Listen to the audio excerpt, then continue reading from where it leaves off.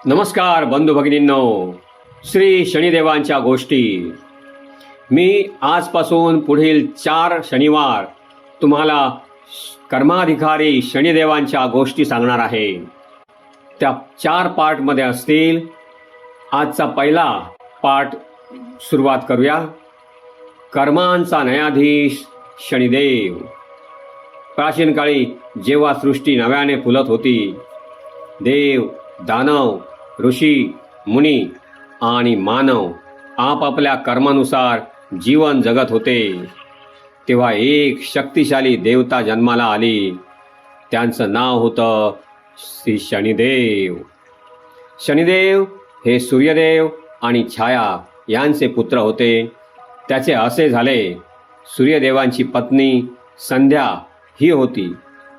सूर्यदेव तेजस्वी, तेजाने प्रखर आणि ऊर्जेचा स्रोत होते, पण त्यांच्या तेजाला सहन करणं सर्वांसाठी सोपं नव्हतं. त्यांच्या पत्नी संध्याला हे तेज सहन होत नव्हतं, म्हणून तिने आपली सावली छाया निर्माण केली. तिला श्री सूर्यदेवांची सेवा करण्यास सांगितले आणि स्वतः तप करण्यासाठी निघून गेली. ही गोष्ट सूर्यदेवांना माहीत नव्हती. संध्याच्या अनुपस्थितीत तिची सावली म्हणजेच छाया सूर्यदेवांची सेवा करू लागली. कालांतराने छाया हिला सूर्यदेवापासून एक पुत्र जन्माला आला, तोच श्री शनिदेव. शनिदेवांच्या जन्माची विलक्षण कथा. शनिदेव जन्मापासूनच तेजस्वी आणि शक्तिशाली होते. माता छाया अत्यंत तपस्वी होती. ती भगवान शिव यांची कठोर उपासना करायची. छाया गर्भवती असताना ती सतत तप करायची, त्यामुळे तिच्या गर्भावर त्या तपाचा खूप मोठा प्रभाव पडला. त्या प्रभावामुळे शनिदेव जन्माला आले. तेव्हा त्यांचा रंग दगडासारखा गडद काळा आणि दगडासारखाच कठोर होता.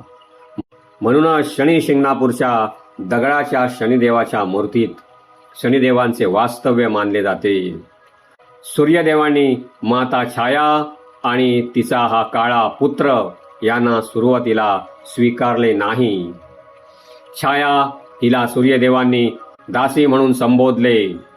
आपल्या आईचा तो अपमान शनिदेवांना सहन झाला नाही. तेव्हा शनिदेवांनी आपला पिता सूर्यदेव यांनाही कर्मफळापासून सोडले नाही. त्याच्या कर्माचे फळ म्हणून त्यांनी सूर्यदेवावर आपली कुदृष्टी फिरवली. त्याच क्षणी सूर्यदेवांचे तेज कमी झाले. सगळीकडे अंधकार पसरला होता. तेव्हा त्याच्या तेजाने आकाशात विचित्र घटना घडू लागल्या. सूर्यप्रकाश मंदावला, वातावरण गंभीर झालं आणि सर्वत्र एक अद्भुत शांतता पसरली. अशा कठीण प्रसंगी सर्व देवांनी शनिदेवांना शांत केले आणि सूर्यदेवांना तसेच संपूर्ण सृष्टीला अंधकारापासून वाचवले. तेव्हापासूनच शनिदेवांची दृष्टी अत्यंत शक्तिशाली आहे हे सर्वश्रुत झाले. लहानपणापासूनच शनिदेव गंभीर, ध्यानमग्न आणि न्यायप्रिय होते. ते इतर देवांप्रमाणे खेळण्यात किंवा ऐश्वर्यात रमले नाहीत. त्यांना एकच गोष्ट महत्त्वाची वाटत होती, ती म्हणजे कर्म आणि न्याय. न्यायाची शक्ती शनिदेव. एकदा देवांनी ब्रह्मदेवांना विचारले, हे ब्रह्मदेवा, सृष्टीमध्ये चांगलं आणि वाईट याचा न्याय कोण करणार? तेव्हा ब्रह्मदेव म्हणाले, प्रत्येकाला त्यांच्या कर्मानुसार फळ मिळालेच पाहिजे आणि हे कार्य एक शक्तिशाली, निष्ठावान आणि निष्पक्ष देवताच करू शकते. तेव्हा सर्वांची नजर एका देवाकडे वळली आणि ते म्हणजे श्री शनिदेव. तेव्हापासून शनिदेवांना हे कार्य दिलं गेलं, कर्माचा न्यायाधीश बनण्याचं. म्हणजेच प्रत्येकाला त्यांच्या कर्मानुसार फळ देण्याचे कार्य शनिदेवांना दिले गेले. त्यांनी कोणत्याही नात्याचा विचार न करता फक्त कर्म पाहून न्याय द्यायचं ठरलं. हे त्यांनी स्वतःच्या वडिलांना सूर्यदेवांना त्यांच्या अहंकारासाठी शिक्षा दिली होती त्यावरूनच सिद्ध होते. तसेच त्यामुळे सूर्यदेवांनाही समजलं की शनिदेव कोणालाही सोडत नाहीत, ते फक्त सत्य आणि कर्मावर विश्वास ठेवतात. शनिदेवांची तपश्चर्या आणि शक्ती. शनिदेवांनी भगवान शिवाची कठोर तपश्चर्या केली. अनेक वर्षांच्या तपामुळे भगवान शिव प्रसन्न झाले आणि म्हणाले, हे शनी, तू न्यायाचा देव आहेस.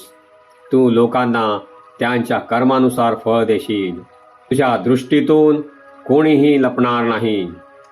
शिवाने त्यांना एक विशेष शक्ती दिली, ती म्हणजेच दृष्टीची शक्ती. ज्याच्यावर शनिदेवांची दृष्टी पडते त्याच्या जीवनात बदल घडतोच. चांगला किंवा वाईट तो त्याच्या कर्मानुसार असतो. शनिदेवांची भीती का वाटते? लोक शनिदेवांना घाबरतात कारण ते कठोर शिक्षा देतात.